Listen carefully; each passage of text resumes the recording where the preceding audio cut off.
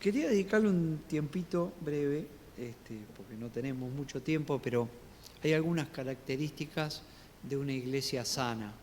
Hablábamos justamente ayer con uno de los ancianos de esa iglesia, que los problemas de fe que hay hoy en día en distintas iglesias, donde hay iglesias que no están sanas. Una iglesia sana es una iglesia que, entre otras cosas, tiene lo primero que tiene que tener es una doctrina sana, ¿no? ¿Y qué es una doctrina? Una doctrina es una enseñanza, eso es lo que quiere decir la palabra doctrina, o una instrucción de proceder, de cómo manejarse. También tiene que tener una membresía sana. ¿Qué es una membresía? ¿Una canasta de mimbre? No, una membresía es esto. Los miembros, el conjunto de los miembros es una membresía.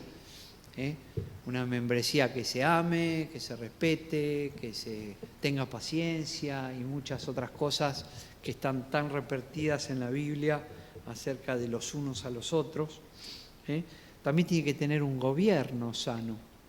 Miren, el gobierno de la iglesia, los gobernantes de la iglesia no son los ancianos. Es la palabra de Dios, es el Espíritu Santo y es el Señor Jesucristo.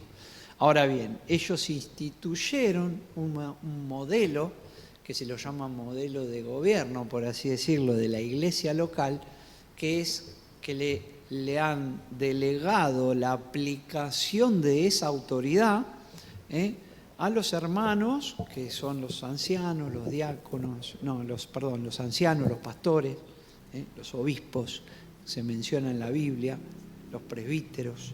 Y eso también tiene que estar sano para que la iglesia sea sana. Y otra cosa que tiene una iglesia sana, tiene que tener en claro el porqué de la iglesia. Tiene que tener en claro su propósito, para qué está, qué es lo que tiene que hacer. O sea, varias cosas, ¿no?, que están relacionadas entre sí. Y hoy quería hablar un poquito del tema de la doctrina, que si bien creo que nuestro grupo de iglesias, nosotros nos identificamos con cierto grupo de iglesias que tenemos características distintivas, y siempre dijimos, bueno, en nuestras iglesias se da un lugar bastante importante a la doctrina, quizás haciendo referencia al estudio bíblico, y creo que es una característica. Sin embargo, en los últimos años, yo no tengo tantos años de creyente, tengo unos 25 más o menos. Hay ciertas cosas que tienen que ver con la doctrina que se han ido descuidando. Entonces, es importante para que una iglesia esté sana, que se cuide eso. La iglesia es un cuerpo y como todo cuerpo se puede enfermar. Hay iglesias enfermas de algunas enfermedades. Si uno quiere ver distintas enfermedades de una iglesia, bueno, yo me lo perdí, el mensaje de nuestro hermano Sergio Paul, pero estuvo hablando de las 7 iglesias de Apocalipsis. ¿Quién estuvo ese día?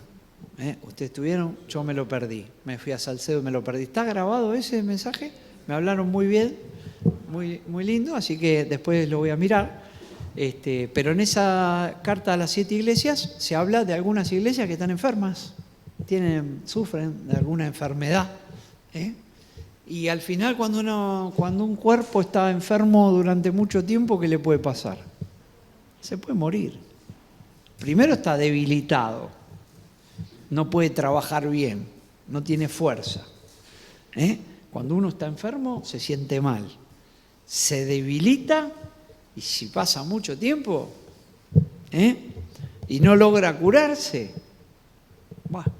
entonces por eso es importante que cada tanto se revise eso. Entonces, Eso es la doctrina, ¿no? Volviendo, ¿qué es la doctrina? ¿De qué decimos que una doctrina, que una iglesia tiene que estar sana en doctrina? Y bueno, decimos que tiene que acatar, de alguna manera, tomar las enseñanzas y las instrucciones que están en la palabra de Dios. O sea, una iglesia debe funcionar para estar sana, funcionar conforme a lo que la palabra de Dios dice. Entre otras cosas que dijimos, también es importante lo otro que dijimos, ¿no? Pero hoy quiero hacer un poquito de énfasis en eso. A veces, en el tiempo en el que vivimos, estamos en 2026, hay cosas que tienen que ver con la doctrina, que el mundo ha cambiado tanto que parecen que son atemporales y que no tienen nada que ver con el mundo de hoy. Lo que pasa es que el mundo se ha ido degradando en muchas cuestiones. Y por otro lado, además de que se ha ido degradando moralmente, se ha ido cada vez Dios, es como que cada vez más lejos. Entonces, puede haber cosas de la doctrina, de las enseñanzas de la Biblia, que el mundo hoy las vea como extrañas. Por ejemplo, que tener sexo fuera del matrimonio es algo que va en contra de la voluntad de Dios y que es nocivo para la persona. Es nocivo para la persona. Ahora, usted párese ahí, díganselo a alguien y me va a decir, ¿de qué estás hablando? ¿Estás loco vos? Sí, ahora tenemos el sexo seguro, tenemos educación sexual en las escuelas, ya evolucionamos, maduramos, los chicos se les habla mucho, pero la palabra de Dios dice otra cosa. Entonces hoy parece atemporal. Entonces, ¿qué han hecho muchas iglesias? Y quiera Dios que nosotros nunca renunciemos a la doctrina. Han renunciado a doctrina para decir, estoy más cerca de la gente, compadezco más a la gente, entonces la gente se acerca a mí. Y ese es el peor error. En la Biblia hay mínimo 43 versículos que nos hablan, utilizan la palabra doctrina, enseñanza, concepto de Dios. Entonces, a veces se empieza a relegar alguna cosa con el afán de que, prime el amor. Y no hay nadie que ame más a cualquier alma que Dios. Y la doctrina es la doctrina de Dios. Entonces, yo no le puedo enseñar a Dios lo que es bueno para las personas. Él me lo enseña a mí. ¿Está bien? Y eso es el primer punto que tiene que ver con la doctrina, que la sana doctrina exalta a Dios y no exalta al hombre. Juan 7, 15 al 18. Juan 7, 15 al 18.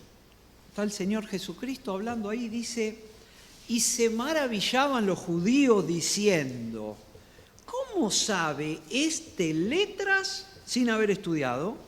Jesús le respondió y dijo, mi doctrina, o sea, la doctrina que yo les digo a ustedes, no es mía, sino de aquel que me envió.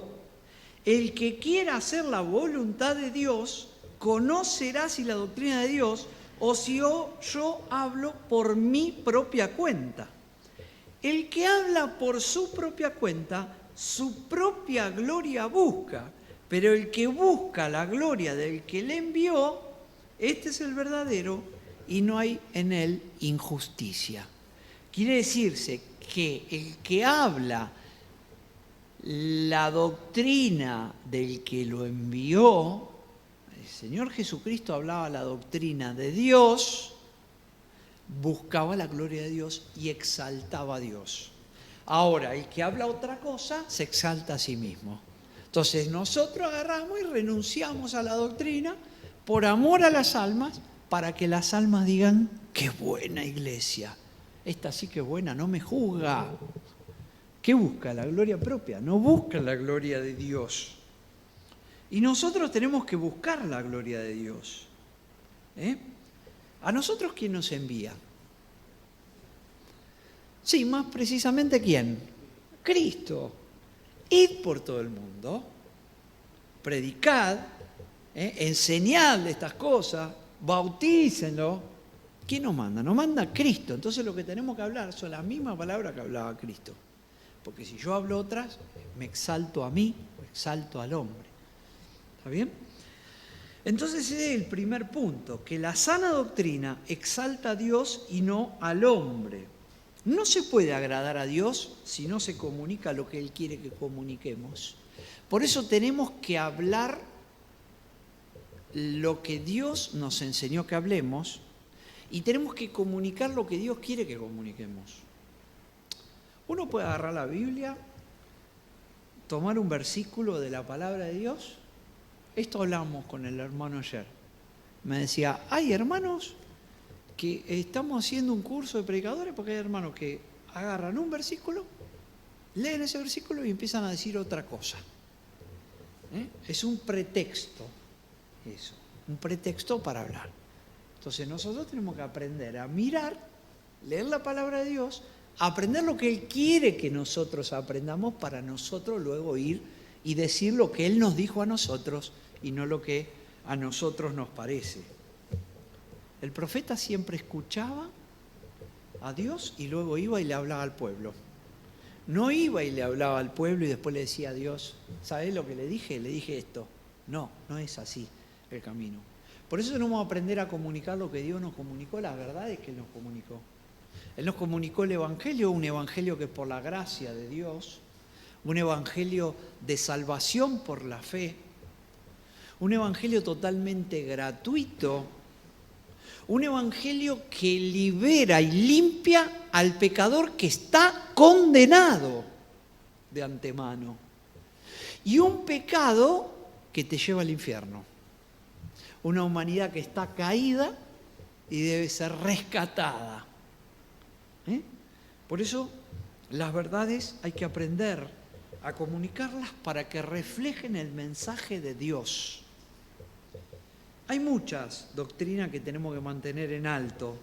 Judas, capítulo 3, no, versículo 3, porque tiene un capítulo solo Judas. Dice que ruega que se contienda ardientemente por la fe dada una vez a los santos. Cuando él dice la fe dada una vez a los santos, habla de ese cuerpo. Ahí cuando usa la palabra fe, no habla de la fe que nos hace creer, sino del cuerpo de enseñanzas que son parte de la fe.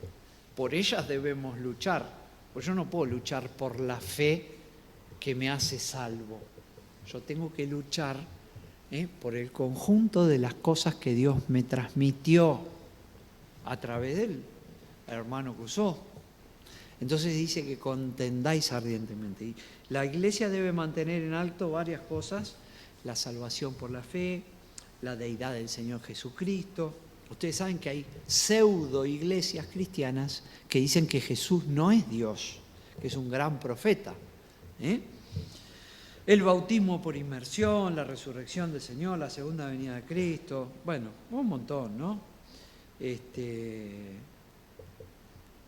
Con lo cual, cada vez que la iglesia defiende y anuncia estas verdades, lo que está haciendo es exaltando a Dios.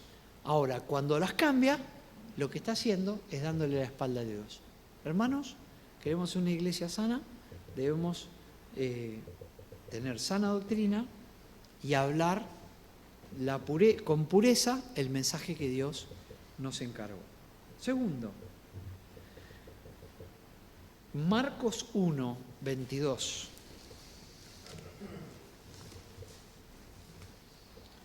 Bueno, yo lo tengo acá. ¿Y qué pasaba en Marcos 1, 22? Dice que se admiraban de su doctrina, porque les enseñaba como quien tiene autoridad y no como los escribas. Entonces, una iglesia sana es una iglesia que enseña la doctrina de Dios, pero que vive la doctrina de Dios. ¿Por qué Cristo tenía autoridad? Porque vivía lo que enseñaba.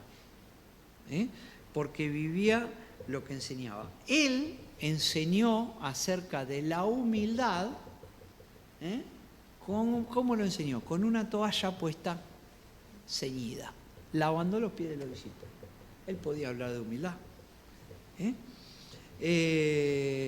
Con lo cual eso es un ministerio con autoridad. Yo no puedo hablar de humildad si me bajo del púlpito y me quiero llevar el mundo por delante. Y quiero imponer mis conceptos. Y me pongo por encima de los demás. Yo no puedo hablar y enseñar acerca de la verdad si me manejo con la mentira. No puedo hablar acerca de fidelidad si soy infiel. Bueno, y no hace falta que dé más ejemplos. ¿Por qué muchas veces en los ministerios, o sea, los servicios de la iglesia carecen de autoridad? Porque no se vive lo que se enseña. No se vive lo que se enseña. Entonces eso hace que carezca de autoridad. Por eso la sana doctrina no solo debe ser la doctrina de Dios, sino que debe ser una doctrina, una iglesia sana en doctrina, es una iglesia que vive lo que enseña. Enseña el poder de Dios y la necesidad de orar y se junta para hacerlo. Y ora y predica el Evangelio. Predica acerca de la verdad, como dijimos, y habla la verdad. Predica del amor y lo manifiesta. Predica de la paciencia y la pone por obra. Yo siempre pongo un paréntesis cuando hablo de la paciencia, que es lo que menos tengo. Así que no me copien mucho ahí. Pero eso es una falla. Hay que ejercitarse en la paciencia. Y guarda con pedirle mucha paciencia a Dios, porque viene la prueba. La prueba trae paciencia. Tercer punto, Romanos capítulo 16, versículo 17. Romanos 16, versículo 17.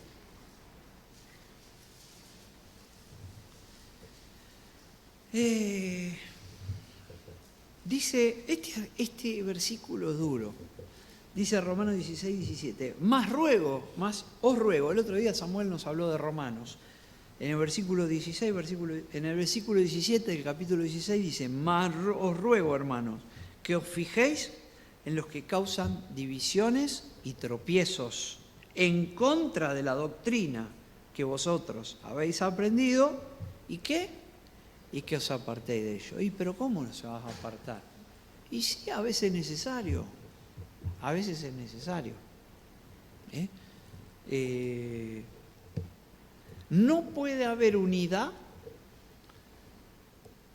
mejor dicho, hay unidad en la iglesia debe estar unida, pero esa unidad es del Espíritu Santo. Y lo que debe hacer el creyente es guardar la unidad del Espíritu. Efesios capítulo 4. Efesios capítulo 4. Debe guardar la unidad del Espíritu. Ahora, yo no puedo tener unidad cuando el Espíritu no la hizo. Entonces lo que yo debo hacer, si hay un problema doctrinal con un hermano y qué sé yo, que está empezando a enseñar otra verdad distinta, yo debo hablar con él y si sigue en esa actitud de tropiezo y división, y debo separarme. ¿Qué pasa si mañana empieza alguien a enseñar en una iglesia vecina cualquier cosa, no sé, que la salvación es por obras? Por más que yo lo quiera, me tengo que apartar, me tengo que alejar. Apocalipsis capítulo 2, versículos 14 y 15, en la carta a Pérgamo, seguro que lo vieron, dice, tengo unas pocas cosas contra ti. Y entre esas cosas lo que tenía es que tenía en medio a los que retienen la doctrina de los nicolaítas. ¿Qué hacían los nicolaítas? Defendían el relajamiento de la carne y permitían entregarse a los placeres sexuales. Era una costumbre muy practicada en esa época. Y aparentemente la iglesia retenían a los que seguían en ese camino. no los expulsaban, no se apartaban de ellos. Y el Señor, ¿qué le dice? Tengo unas pequeñas cosas contra ti, tengo unas pocas cosas contra ti. Y los insta a volverse atrás de ese camino. Dice que también tenían a los que enseñaban la doctrina de Balaam, que enseñaba a Balac a poner tropiezo ante los hijos de Israel, a comer las cosas sacrificadas a los ídolos y a cometer fornicación. Entonces, es claro que el Señor juzga cuando nosotros toleramos un error en la enseñanza. A ver, después estamos hablando de cosas serias. ¿Puede haber alguna diferencia de que yo interprete un pasaje de una manera y el hermano lo interprete de otra? Bueno, pero hay que tener mucho cuidado con eso. Puede haber, porque tenemos algunas interpretaciones. Sin embargo, debemos ser muy cuidadosos con esas pequeñas cosas. Porque cuando yo empiezo a tolerar las pequeñas zorras, ¿no? Como dice, cazadme las zorras pequeñas que echan a perder las viñas. ¿Qué quiere decir? Que a veces algo que parece muy chiquitito te puede generar un desastre enorme. Por eso hay que estar vigilante. Hay que estar vigilante. Sobre todo porque hay muchas cuestiones que son herejías. Hay muchas cuestiones que son herejías. Algún hermano dirá, no, a mí me parece que no tenemos que tomar vino. Otro dirá, bueno, sí, podemos tomar vino. Bueno, esas son las cosas chiquitas que yo digo, bueno, puede ser de tu interpretación, de la mía. Para mí no cabe duda. Lo que uno tiene que estar convencido, según la palabra de Dios. Ahora, si alguien viene y me dice, bueno, sí, pero Dios eligió a algunos para que se pierdan. Epa, es otro problema. Y si lo tolero, porque yo lo quiero al hermano y nos mantenemos, y él habla eso y yo hablo otra cosa, ¿se dan cuenta cómo una iglesia puede perder su salud? Muy bien. Ahora, para eso hay que estudiar la palabra. Porque si yo no estudio la palabra, nunca voy a poder defender nada. Y cuando tenemos un problema con alguien que dice alguna o expresa algún contenido doctrinal, debemos ir a la palabra y sacarnos esas dudas. Debemos ir a la palabra y sacarnos esas dudas. Prepararnos, estudiarla. ¿Tá? Y también tenemos la responsabilidad de corregir al que está equivocado, al que se va desviando la doctrina y persiste, hay que corregirlo. Y si persiste, bueno, no quedará otra que apartarnos. Ahora, ¿cómo se corrige? Bueno, se corrige con algunas actitudes. Primera actitud, Gálatas 6.1, para corregir, porque no es cuestión acá de que empecemos a los palazos. Gálatas 6.1 dice, hermanos, si alguno fuere sorprendido en alguna falta, vosotros que sois espirituales, restauradle con espíritu de mansedumbre, considerándote a ti mismo, no sea que tú también seas tentado. A veces alguien puede cometer un error, alguien puede equivocarse, alguien puede tener una mala doctrina porque la aprendió mal. Bueno, lo primero es mansedumbre. Lo primero es mansedumbre, pero no queda ahí. Tito 1.13, vamos a hablar de lo segundo. Tito 1.13. Tito 1.13 dice, este testimonio es verdadero, por tanto, repréndelos duramente para que sean sanos en la fe. ¿Esto qué es? Intransigencia con el pecado. Hay gente que no es sana en la fe. Porque, por ejemplo, Llega un hermano que declara ser hermano, que conoce perfectamente el plan de salvación, pero ese hermano, no sé, sigue emborrachándose. Entonces, lo primero que tenemos que tener, ¿qué es? ¿Un palo? Mansedumbre. Ahora, lo segundo que tenemos que tener, la mansedumbre no implica tolerancia al pecado, intransigencia. Repréndelo, dice duramente. Obviamente, primero con mansedumbre, pero si hace falta, con firmeza. Tercero, 2 Tesalonicenses 3.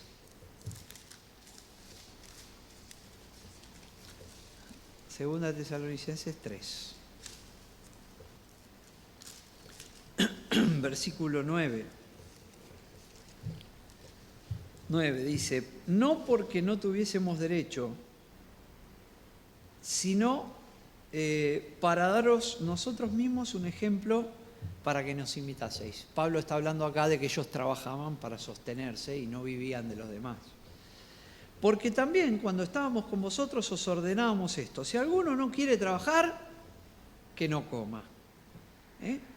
Porque oímos que algunos de entre vosotros andan desordenadamente, no trabajando en nada, sino entremetiéndose en lo ajeno. A los tales mandamos y exhortamos por nuestro Señor Jesucristo que trabajando sosegadamente coman su propio pan. Vosotros, hermanos, no os canséis de hacer bien. Si alguno no obedece a lo que decimos por medio de esta carta, a ese señaladlo y no os juntéis con él, para que se avergüence. Más, ¿qué quiere decir ese más? Pero, a mí me enseñaron una vez, no me lo olvide más, que cuando más está escrito sin acento, significa pero. Acuérdense de eso. Más, no lo tengáis por enemigo, sino amonestadle como hermano. ¿Qué quiere decir eso? Amor. Porque tenemos que tener amor, aunque mi hermano se equivoque, para que no caiga en una desviación de la doctrina. Hasta me tengo que apartar de él, pero tengo que amarlo y amonestarlo con amor. Y por último, 2 Corintios 2.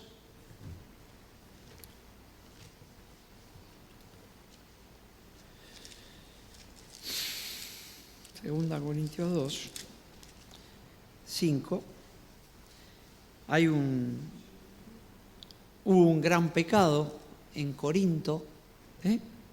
Había uno que tenía la mujer del padre, la mujer del padre. Dice, pero si alguno me ha causado tristeza, no me ha causado solo a mí, sino en cierto modo, por no exagerar, a todos vosotros. Le basta a tal persona esta reprensión hecha por muchos. Lo amonestaron entre varios. De hecho, Pablo dijo, saquen a ese de entre vosotros. Una persona persiste en estar en pecado, hay que apartarlo. Así que, al contrario, vosotros más bien debéis perdonarle y consolarle para que no sea consumido de demasiada tristeza. Porque muchos lo habían reprendido y estaba bien, pero no a destruirlo. Hay que estar atento al corazón de esa persona, por lo cual, hermanos, por lo cual os ruego que confirméis el amor para con él, porque también para este fin os escribí, para tener la prueba de si vosotros sois obedientes en todo. Y al que vosotros perdonáis, yo también.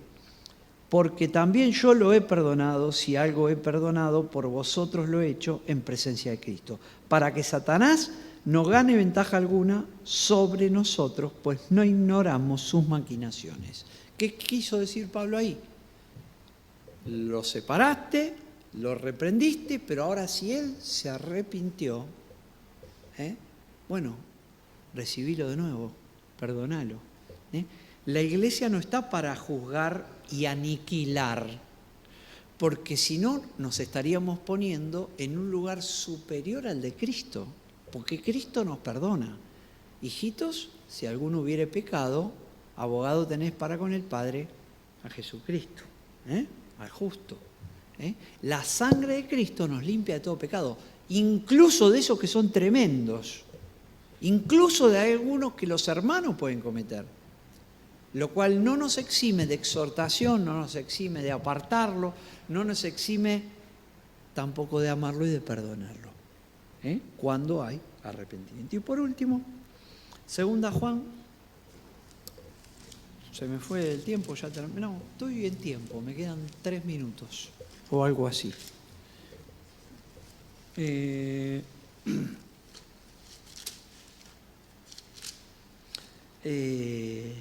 Segunda Juan, dije, sí, segunda de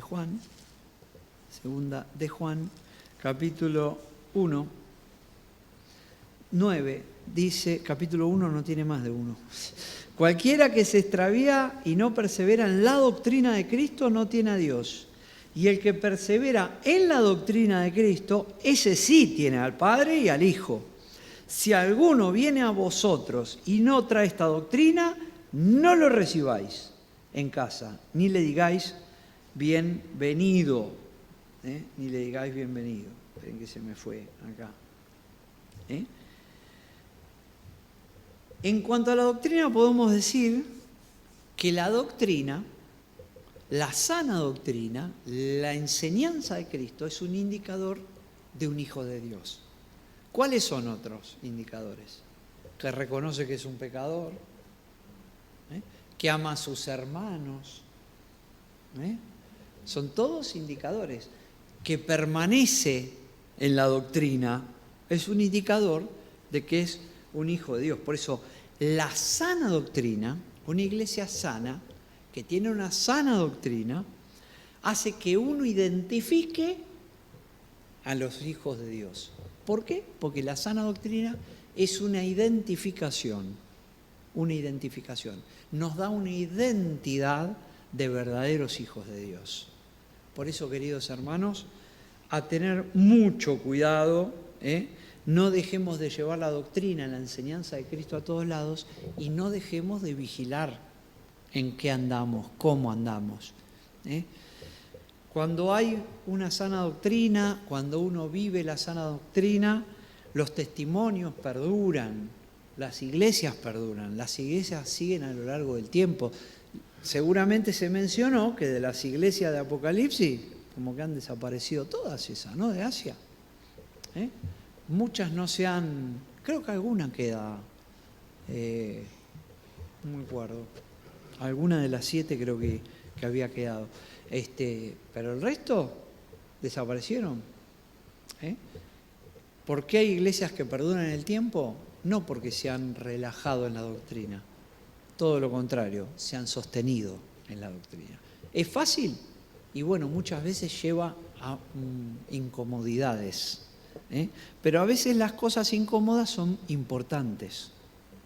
En el trabajo, muchas veces tenemos que tener charlas incómodas. Cuando decimos charla incómoda, porque le tenés que decir a alguno de los tuyos, che, venís mal y si seguís así, andá armándote el currículum. ¿Está bien? Son charlas incómodas, pero ¿sabes que son buenas? Porque a partir de charlas incómodas hay un cambio muchas veces. Y en la iglesia muchas veces vamos a tener que vivir tiempos incómodos por defender lo que está bien. Así que, hermanos, sigamos en esta línea, animémonos unos a otros y velemos por ser una iglesia sana, que enseña y que vive y que defiende lo que Dios nos enseñó. A Él sea la gloria. Amén.